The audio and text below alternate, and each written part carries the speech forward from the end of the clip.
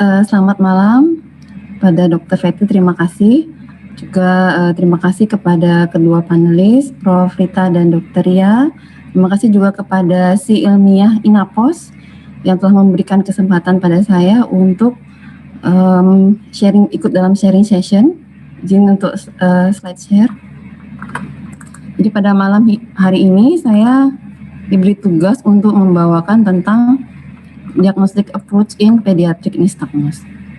Jadi waktu pertama mendapat judul ini sudah palpitasi ya, karena sebenarnya nystagmus ini agak sulit juga ilmunya dan dia selalu berada di bab-bab terakhir kalau di buku PO Strabismus. Tapi setelah tahu moderatornya Dr. Fetty, saya sedikit lebih lega. Baik, sebagai pendahuluan, nystagmus sendiri adalah gerakan osilasi dari mata yang secara ritmis dan involunter. Nah, ada suatu kumpulan yang sangat mempelajari tentang nystagmus ini pada classification of eye movement abnormality and strabismus. Jadi pada cemas ini banyak merubah terminologi yang ada. Jadi kalau misalnya dulu kita mengenal adanya congenital motor nystagmus, congenital sensory nystagmus, kemudian tapi berdasarkan klasifikasi terbaru itu dimasukkan ke dalam kelompok infantile nystagmus syndrome. Demikian juga dengan klasifikasi dari MLM manifest latent nystagmus, kemudian berubah menjadi functional maldevelopmental nystagmus syndrome. Untuk prevalensi sendiri dari nystagmus itu ada infantile dan acquired sekitar 24 per 10.000, tapi ya untuk infantilnya sekitar 14 per 10.000. Jadi lumayan banyak untuk yang infantil. Jadi sebelum kita melangkah ke nystagmus, ada hal-hal yang harus kita terminologi yang harus kita tahu, seperti ada stakadik dan pursuit, kemudian ada istilahnya jerk dan pendular, kemudian ada amplitudo, frekuensi, intensitas dari nystagmus sendiri, ada nystagmus yang bersifat konjugasi dan diskonjugasi, dan ada istilah null point atau nusum. Baik, pertama kita membahas tentang stakadik. Stakadik itu adalah pergerakan kedua mata secara simultan pada arah yang sama menempatkan objek pada fovea. Jadi intinya kalau kita mau mengikuti benda, kedua mata itu akan mengikuti benda yang bergerak. Jadi kita melihat benda yang bergerak itu secara perlahan sehingga benda itu tetap pada fovea. Jadi kita dapat melihat yang dengan jelas dan pergerakan itu kita sebut dengan stakadik. Sedangkan pursuit itu kalau pursuit itu kita mengikuti benda yang bergerak pelan-pelan, sedangkan stakadik itu melihat pada benda yang berpindah-pindah. Jadi kalau misalnya kita melirik kanan, benda di kanan, kemudian benda di kiri kita melirik kiri, gerakan yang cepat itu atau balistik itu kita sebut dengan stakadik. Pursuit kita mengikuti pelan-pelan. Nah, kalau untuk memicu kita ingin menilai stakadik dan pursuit, kadang-kadang kita menggunakan OKN. Jadi kalau kita putar OKN, jadi kalau kita mengikuti bendanya, mengikuti arah dari gerakan OKN itu kita sebut dengan pursuit. Saat kembali untuk refiksasi kita sebut dengan stakadik. Diistilahkan dengan fase cepat dan fase lambat. Nah, kita ada istilah jerk dan pendular. Pada jerk sendiri itu ada fase cepat dan fase lambat. Dan pada jerk itu ada arahnya. Lihat pada video ini. Jadi dia mengarah ke arah kiri. Tek seperti itu ya. Sedangkan kalau pendular ini sebenarnya videonya campuran tapi lebih dominan yang pendular. Jadi pergerakannya itu pada dengan kecepatan yang sama pada semua arah. Dan kemudian ada istilahnya amplitudo. Berarti kuatnya dari nystagmus sendiri, kemudian frekuensi jumlah dari pergerakannya dalam 1 detik. Dan ada intensitas. Intensitas itu adalah amplitudo dikali frekuensi. Di sini juga ada hukum Alexander yang terlibat dalam nystagmus itu ini akan berbeda dengan null position. Jadi kalau pada hukum Alexander itu amplitudo dari jerk itu paling besar pada arah fase cepatnya. Ini biasanya akan tampak saat kita melakukan perekaman dari gerak bola mata. Nah, pada nystagmus itu ada istilahnya null point atau zone. Sebagian besar dari penderita nystagmus itu memiliki suatu titik di mana gerakan nystagmusnya itu paling minimal. Nah, saat poin itu visus dari penderita nystagmus akan jauh lebih bagus. Nah, biasanya bila misalnya null point itu tidak berada di posisi primer, jadi pasien akan melakukan suatu abnormal head posture supaya dapat memperoleh null point. Di mana pada null point itu periode foveasi itu terjadi paling lama. Nah, kalau kita misalnya melihat dari gambar ini, ya, pasien ini dengan jerk nystagmus di sebelah kiri, jadi jika sebelah kiri dia paling keras nystagmusnya, jadi null point itu ada di sebelah kanan. Jadi kalau dia melirik dengan pandangan ke kanan, itu nystagmusnya berkurang, sehingga pasien ini akan melakukan abnormal head posture dengan head turn ke kiri. Karena disitulah dia ada null point-nya, disitulah dia visual acuity-nya paling baik. Nah, ini tentang karakteristik nystagmus. Jadi ada yang unilateral, ada yang bilateral. Kemudian ada konjugasi, itu artinya amplitudo, frekuensi, dan arah itu sama pada kedua mata. Sedangkan diskonjugasi atau disosiasi berbeda. Kemudian dari plane-nya sendiri ada yang horizontal, vertikal, torsional, malah kadang ada yang kombinasi dari ketiga-tiganya.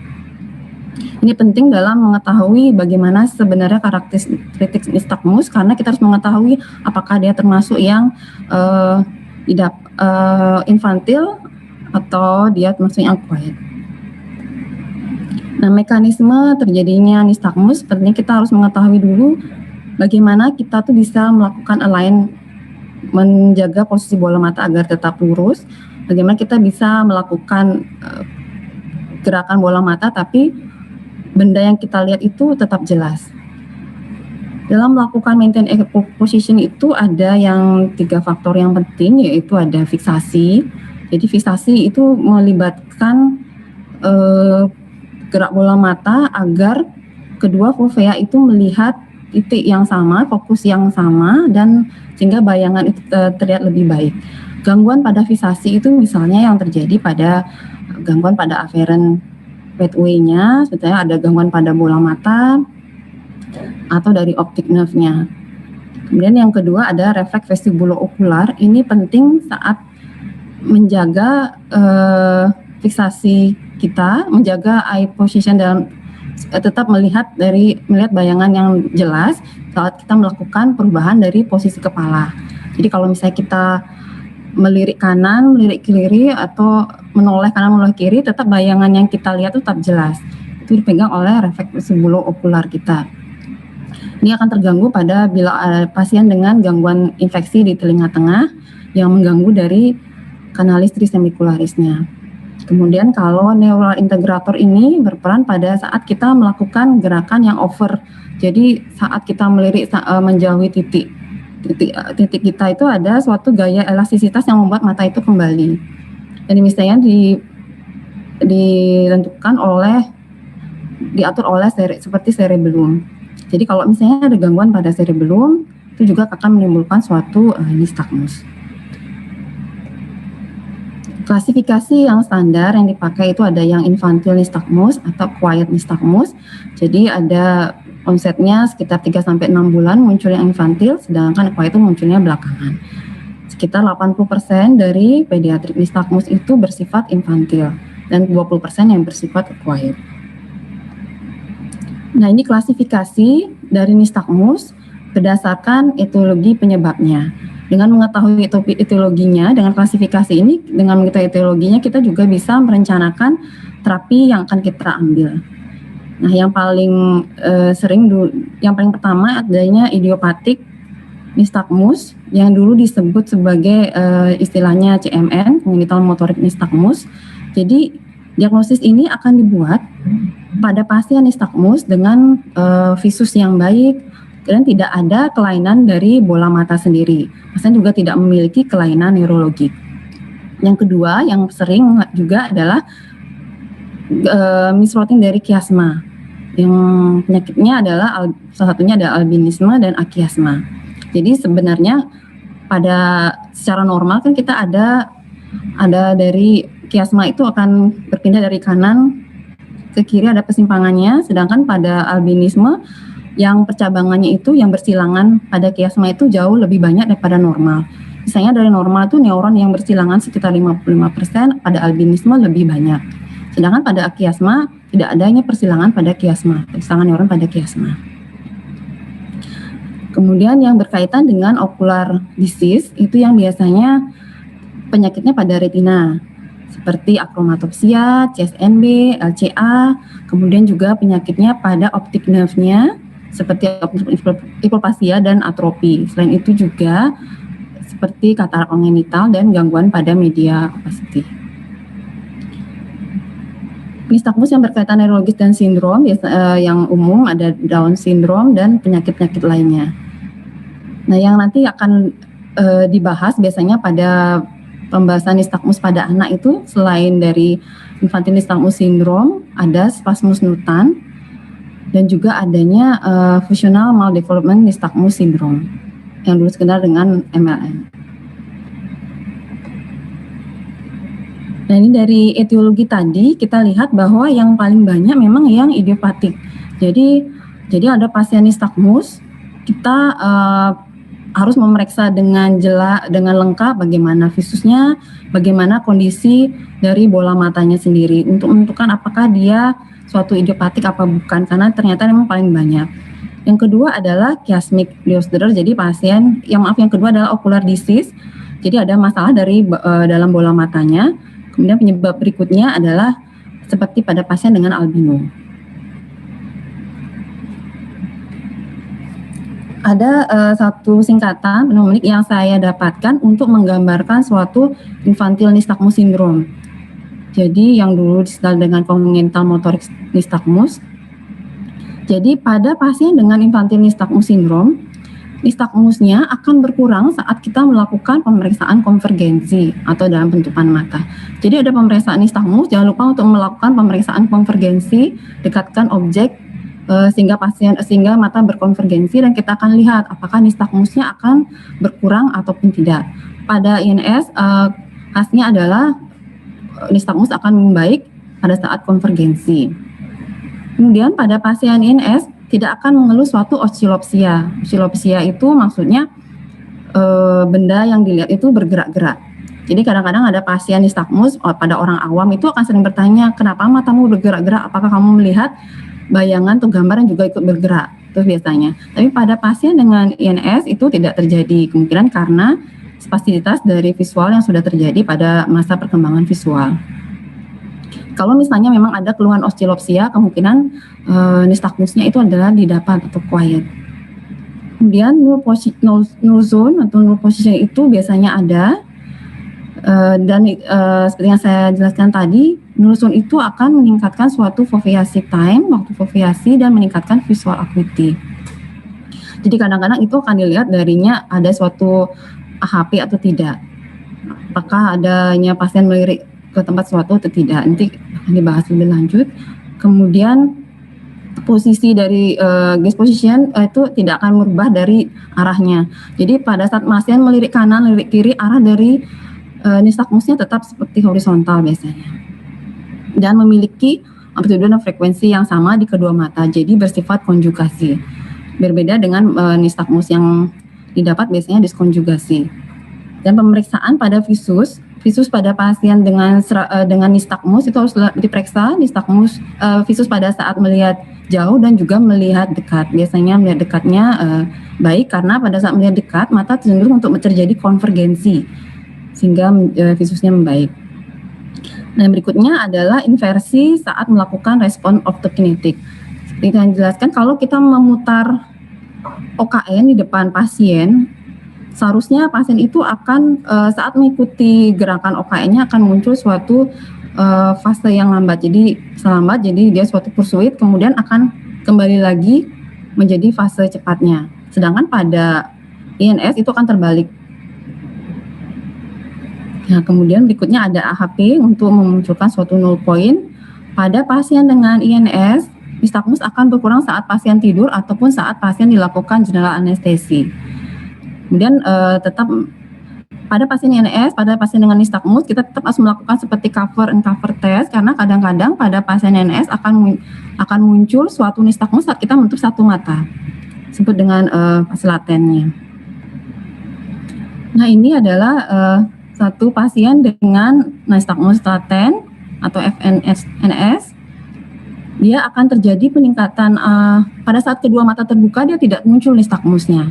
Tapi saat kita melakukan oklusi satu mata akan muncul nistagmus yang fase yang bersifat jerk dengan fase cepatnya pada sisi yang terbuka yang tidak ditutup.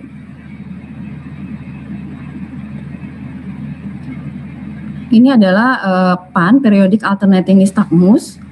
Nah, pada PAN ini merupakan tipe yang jerk juga, cuman dia berubah-ubah. Jadi sebentar pada suatu saat dia misalnya nystagmusnya ke arah jerknya ke arah kanan. Kemudian habis itu dia melambat normal, kemudian nystagmusnya berubah ke arah kiri. Biasanya memang ini kita bisa evaluasi lebih baik, kita melakukan perekaman terhadap eye movement-nya. Jika PAN ini terkait dengan suatu albino, pada pasien albino kita temukan PAN itu kondisi yang baik, tapi bila tidak ada kaitannya dengan albino, itu kita harus pikirkan suatu malformasi chiari, multiple sclerosis, dan stroke. Nah, kemudian kita masuk ke nystagmus yang terkait dengan neurologis atau quiet. Hanya beberapa yang dibahas. Nah, pada spasmus nutan sendiri itu bisa juga yang termasuk yang kognital ya, kalau misalnya dia tidak ada pemicu lainnya. Jadi trias yang ada pada spasmus nutan itu adalah nystagmus, ada head nodding. Jadi kita lihat ada gerakan dari kepalanya, kemudian ada torticollis. Umumnya dia juga muncul saat 3 sampai 6 bulan itu mulai muncul dan menghilang saat 5 sampai 12 tahun.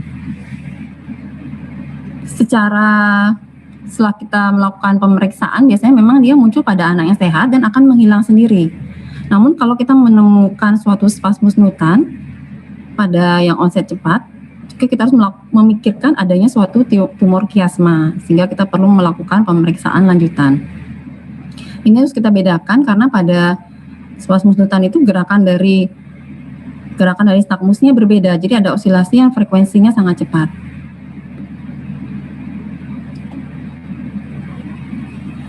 Ini adalah sistole nystagmus, jadi bersifat yang pendular. Nah, jadi pada mata itu ada yang satunya ke atas, kemudian ke dalam, satunya akan ke bawah dan keluar. Demikian bergantian. Pada sistole ini kita harus melakukan pemeriksaan lanjutan karena kemungkinan ada masalah di kiasmanya. Jadi kita bisa membedakan dari tipe-tipe nystagmusnya untuk mengetahui apakah ini termasuk yang harus segera kita lakukan pemeriksaan penunjang atau tidak. Nah, opsoklonis ini jarang, dia frekuensi tinggi, amplitude rendah, dia juga pada bayi. Nah, kalau opsoklonus ini sebenarnya bukan termasuk yang nystagmus murni, karena kalau nystagmus itu adalah gangguan pada fase lambat. Jadi kalau seperti kita melihat pada jerk itu kan tek gitu ya. Kalau misalnya pendular juga dia mengikuti set pada fase lambatnya terjadi. Sedangkan opsoklonus ini lebih ke fase cepatnya. Dia terlihat dia ada frekuensi tinggi yang amplitude rendah. Bila ini terjadi harus melakukan pemeriksaan neurologis. Demikian juga pada nystagmus yang bersifat vertikal, downbeat dan upbeat yang juga merupakan tipe yang jerk. Satu lagi ada gaze evoked nystagmus. Nah, dia akan muncul saat melirik ke satu arah, jadi melirik sangat ke kanan, ke kiri, tapi pada posisi primer dia tidak ada. Nah, ini biasanya muncul karena kita harus menanyakan pada pasien apakah ada riwayat penggunaan obat-obatan. Ini harus dibedakan dengan suatu endpoint nystagmus. Endpoint ini adalah suatu fisiologis dari nystagmus. Jadi kalau misalnya endpoint itu dia juga bisa ada nystagmus saat kita melirik ke pojok melakukan suatu abreduksi, hanya amplitudenya kecil. Sedangkan kalau gaze evoked ini amplitudenya besar dan tidak simetris. Apa yang kita evaluasi saat nistagmus? Kita harus menanyakan onsetnya, riwayat kehamilan dan persalinan, tumbuh kembang, dan respon visual dari anak. Nah, perjalanan pola nistagmus ini untuk menentukan apakah saat umur berapa bulan, 3 bulan itu misalnya nistagmusnya polanya frekuensinya besar, kemudian lama-kelamaan akan berkurang. Itu biasanya terjadi pada INS. Dan adakah gejala neurologis yang terlibat? Apakah ada suatu esculopsia? Jadi tanyakan apakah benda-benda sekitarnya bergerak-gerak. Kemudian riwayat pengobatan untuk mengetahui apakah dia mengkonsumsi obat-obatan tertentu yang memunculkan suatu nistagmus. Nah, riwayat keluarga ini penting pada pasien nistagmus karena ada beberapa penyakit yang diturunkan pada kasus nistagmus seperti ada X-linked, autosomal resesif, dan autosomal dominan. Jadi tetap kita melakukan suatu pedigree terhadap pasien dengan nistagmus. Apalagi yang kita harus evaluasi pada kasus nistagmus itu adalah suatu apakah adanya strabismus pada pasien untuk kaitannya dengan laten nistagmus tadi. Kemudian adakah head nodding untuk melihat spasmus nutan. Kemudian mencari apakah ada AHP yang biasanya terjadi pada INS. Dan tanyakan adakah fotofobia pada anak. Biasanya fotofobia ini kaitannya dengan kelainan pada retina, kelainan pada katarak juga bisa. Misal oftalmologis yang dilakukan, pertama kita melakukan pemeriksaan visus dan mencari refraksi, kelainan refraksi terbaik untuk si anak. Karena kadang-kadang pasien dengan nistagmus terkadang seperti low vision, tapi sebenarnya kalau dikoreksi dengan baik, mungkin visusnya akan sedikit meningkat. Kemudian pemeriksaan ocular motility dan alignment untuk melihat adanya strabismus tadi, dan pemeriksaan pupil penting. Misalkan apakah dia RAPD sehingga yang menyebabkan penekanan pada misalkan pada optic nerve-nya, misalkan ada masalah optic nerve yang menyebabkan suatu RAPD, sehingga kita harus memikirkan adanya pemeriksaan lanjutan. Kemudian adakah suatu paradoxical konstriksi? Jadi kalau misalnya secara normal di ruang gelap pupil harus dilatasi, tapi sedangkan pada pasien pupilnya konstriksi pada ruang gelap, jadi menimbulkan suatu mungkin ada masalah di retinanya. Melakukan pemeriksaan slit lamp yang kita sebagai dokter mata harus bisa melakukan, dan pemeriksaan funduskopi. Pemeriksaan visus yang khusus pada pasien nistagmus adalah kita harus tahu bahwa visus pasien nistagmus itu secara binokular jauh lebih baik daripada monokular. Dan pada saat melakukan pemeriksaan visus, bila pasien ada AHP, tidak perlu dipegang kepalanya, tetap dia dalam posisi dia nyaman, sehingga kita mengetahui visus yang benar. Dan bagaimana kita menimbulkan suatu pemeriksaan visus monokular. Nah, kalau melakukan monokular, jadi kita tidak bisa okuler dengan yang hitam itu ya. Kita melakukan fogging dengan penutup mata yang transparan, translucent seperti ini. Jadi kita masih bisa ada cahaya masuk ke mata pasien, atau kita berikan penambahan over plus kepada pasien sehingga dia tidak bisa melihat dengan jelas. Dan kita harus tahu bahwa pasien itu memiliki null position. Jadi kalau kita melakukan penutupan itu akan memunculkan nistagmus yang lebih dengan frekuensi yang lebih besar karena ada komponen latennya. Makanya lebih baik kita melakukan pemeriksaan dengan translucent occlude yang translucent atau dengan penambahan lensa plus. Dan melakukan pemeriksaan visus dekat juga, karena pemeriksaan visus dekat akan lebih baik daripada pemeriksaan visus jauh.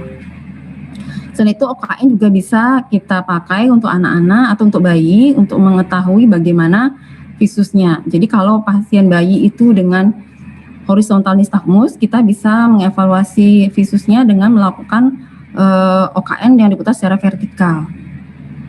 Di OKN juga kita untuk mengetahui apakah dia suatu INS atau bukan. Jadi untuk melihat apakah ada suatu fenomena inverse OKN yang seperti saya jelaskan tadi. Kemudian refraksi harus dilakukan, gangguan pemeriksaan fungsi visual seperti gangguan warna, pemeriksaan warna dan pemeriksaan stereoskopis, pemeriksaan ocular motility, dan pemeriksaan pupil. Jadi pemeriksaan pupil juga penting kita untuk mengetahui adanya kelainan okular akibat okular yang menyebabkan suatu nistagmus. Nah, pemeriksaan slit lamp, ada pasien ini mungkin sebenarnya dia albino, tapi karena mungkin rambutnya tidak begitu putih seperti albino sekali, tapi kita melihat adanya suatu transluminasi iris yang merupakan tanda penting dari albino. Jadi walaupun suatu okular albinisme bukannya suatu OCA. Nah, kemudian ada gangguan seperti koloboma iris, katarak, distrofi kornea yang bisa menyebabkan suatu nistagmus. Pemeriksaan fundus, salah satu pemeriksaan fundus yang penting untuk mengetahui adakah kelainan okular yang menyebabkan suatu nistagmus sendiri. Nah, pemeriksaan penunjang, kapan kita harus melakukan pemeriksaan penunjang pada pasien dan pemeriksaan penunjang apa yang bisa kita sarankan. Pemeriksaan OCT bisa kita lakukan biasanya pada pasien dengan albino untuk mengetahui adakah foveal pitnya. Cuman memang kalau pada anak-anak sendiri memang agak susah melakukan pemeriksaan OCT. Akan lebih baik kalau anaknya kita mempunyai handheld OCT akan lebih berguna pada pasien dengan anak-anak. Pada nistagmus penting juga untuk melakukan recording terhadap eye movement. Jadi pada saat kita melakukan recording kita harus melihat apakah dia memburuk dengan oklusi, apakah berkurang dengan konvergensi. Kemudian kita harus mencatat apakah tipenya pendular jerk, apakah nistagmus bilateral atau unilateral, bagaimana amplitudo dan frekuensinya. Nah, kalau pada diagram sebelah kita melihat bahwa kalau dalam pencatatan dari nistagmus itu kalau ada dua tanda panah itu adalah suatu yang pendular, sedangkan kalau satu tanda panah itu adalah jerk. Arah tanda panah mengikuti dari arah dari jerknya sendiri. Bila ada penambahan garis itu menandakan adanya penambahan dari frekuensi. Yang dilakukan yang bisa melakukan alat yang bisa dilakukan untuk mencatat dari eye movement itu adalah elektrookulografi, kemudian ada sel kontak lens dan video okulografi. Pada gambar di buku, saya ambil dari buku Hoyt itu dijelaskan gambar tentang infrared dari okulografi dan juga skleral kontak lensnya. Jadi pada bayi juga bisa dilakukan, kemudian pada infan, pada anak-anak dan pada orang dewasa.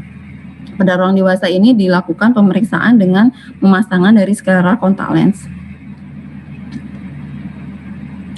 Pada perekaman pergerakan bola mata kan kita lihat dari pola dari nistagmus sendiri. Ini penting karena kita bisa mendiagnosis suatu nistagmus dengan melihat gelombangnya dan kita juga bisa mencanangkan operasi. Pemeriksaan EEG PFP diindikasikan pada nistagmus dengan penurunan visus tapi tidak ada perubahan signifikan dari segmen posterior maupun dari okularnya. Pemeriksaan genetik yang bisa dikerjakan dikatakan bahwa FRMD7 itu yang banyak terlibat pada idiopatik nistagmus. Pemeriksaan terakhir adalah CT scan dan MRI. Jadi saya sharing sedikit kapan sih kita mulai memikirkan untuk melakukan pemeriksaan CT scan MRI pada pasien dengan nistagmus. Jadi biasanya kalau onsetnya itu lebih dari 3 bulan atau 6 bulan, jadi didapatkan acquired. Kemudian tidak adanya riwayat keluarga dengan nistagmus. Kemudian setelah dilakukan anamnesis ternyata ada keluhan oscillopsia. Kemudian dari pola nistagmusnya sendiri yang kita lihat apakah dia bersifat obsoklonus ataukah nistagmusnya itu lebih ke yang diskonjugasi. Jadi satu mata berbeda dengan mata lainnya dari amplitudo dan dari frekuensinya. Dan dari biasanya yang vertikal nistagmus kita berpikir untuk melakukan suatu neuroimaging. Kemudian diskonjugasi tadi, nah kita lihat apakah ada kelainan neurologis yang menyertai si anak, bagaimana apakah dia riwayat kejang, gangguan pertumbuhan, kemudian adanya ataksia. Nah, kalau untuk terapi nistagmus sendiri prinsipnya adalah bagaimana kita bisa meningkatkan visus pasien dan bagaimana memperbaiki kosmetik. Ini penting karena dapat meningkatkan kualitas hidup dari pasien. Terapinya ada non bedah dan bedah. Non bedah biasanya dipakai adalah lensa kontak dibandingkan dengan kacamata. Kemudian ada penggunaan prisma dan terapi obat-obatan dan sekarang mulai ada pemikiran untuk melakukan injeksi botox. Dan terapi bedah sendiri ada biasanya kita memakai rule dari Kestenbaum Anderson atau dari Park. Baik, take home message-nya adalah bila ada anak-anak dengan nistagmus, kita harus pastikan bahwa tidak ada komponen neurologis yang terlibat. Karena bila itu ada, kita harus melakukan suatu intervensi lanjutan yang cepat. Apakah kita harus konsul atau atau ke dokter atau beda saraf atau kemana, jadi biar tidak adanya miss. Jadi kalau misalnya ada kelainan neurologis, kita harus bisa melakukan tindakan lebih cepat. Dan red sign yang pada nistagmus neurologis itu biasanya mudah kita ketahui, seperti tadi saya jelaskan. Kita harus menanyakan onsetnya, family history-nya, bagaimana pola gelombang dari nistagmus sendiri, dan adakah gejala neurologis yang ikut. Apakah keadaan umum si anak jelek, itu harus dilakukan pemeriksaan imaging. Dan untuk memunculkan apakah ini adalah okular, penyebabnya adalah idiopatik autookular, itu sangat mudah sebenarnya untuk dokter mata lakukan. Jadi pemeriksaan visus, pemeriksaan segmen anterior dan posterior. Nah, bila kita dapat nistagmus kemudian kita bingung itu awalnya, kita harus tetap melakukan diagnostik yang komprehensif, lakukan anamnesis, pemeriksaan mata, sehingga kita bisa memberikan suatu informasi kepada orang tuanya bagaimana tentang nistagmus anak dan prognosis visualnya. Karena kadang-kadang orang tua itu pasti akan bertanya bagaimana dengan gerak-gerak mata anak saya, apakah dia akan membaik atau berkurang saat dewasa. Jadi kalau kita bisa menemukan dia suatu INS, kemungkinan gerak bola matanya, pergerakannya akan membaik atau berkurang saat dewasa nanti. Nah, demikian presentasi dari saya. Ini mungkin jangan bingung dengan gambar ini, dia seperti melakukan suatu abnormal head posture, tapi ini jelas bukan suatu nistagmus ya. Jadi semoga segera berlalu pandemi ini sehingga bisa kita berkunjung ke Bali. Terima kasih dokter.